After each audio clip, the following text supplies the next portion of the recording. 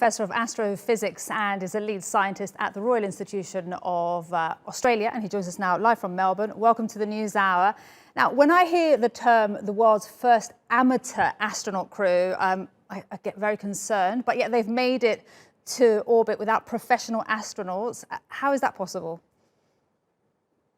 It is a little concerning, but it is an indication of just how advanced the technology has become.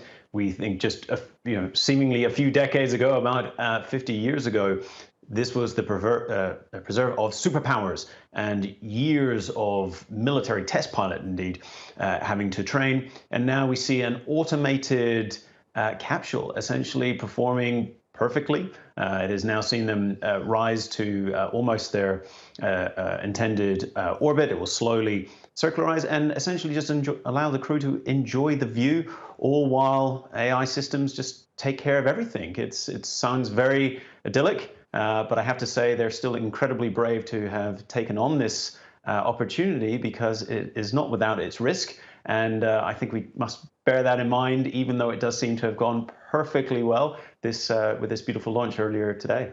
Indeed, and that does seem to bode very well for space tourism, I imagine. So what will happen next? Will more and more people be going up who are amateur astronauts? I think that's absolutely what is going to be intended now.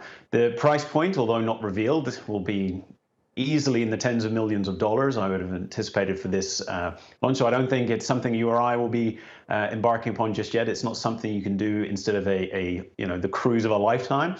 But there are other companies. Virgin Galactic, for example, was offering a suborbital experience of weightlessness for a few minutes.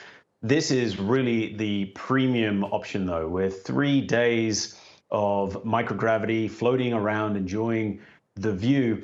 And those 3 days will be critical, as this crew is perhaps the most resemblant of what we will see future space tourists look like. They're not the traditional marathon running white males of most NASA missions, or at least historically. These crew will be monitored for their medical health response to the conditions of microgravity, to see if it is safe for mere mortals to enjoy. And I think assuming they come back safely, we'll see this as a key moment in the development of a sustainable space tourist industry. And Alan, just very quickly, how different is this mission to Bezos and Branson's recent adventures into space? Oh, this is light years apart. This is the real deal. They are now sitting in orbit for several days. This is something that only NASA has actually been able to achieve in the likes of the Apollo Gemini era. The other missions were essentially an enjoyable ride up to a height above the Earth and then falling back. In this particular instance, we have true orbit, true space flight. Jeff Bezos may be able to achieve that in his next mission. Virgin Galactic never will. So this is really setting the gold standard for space tourism. And remind me of the price tag of that gold standard.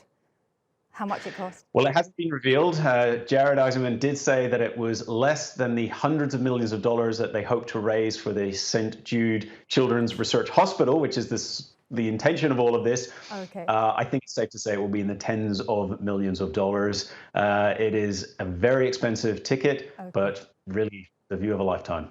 Indeed. Alan, Duffy, thank you so much. Really appreciate your time on the News Hour. Thanks for having me.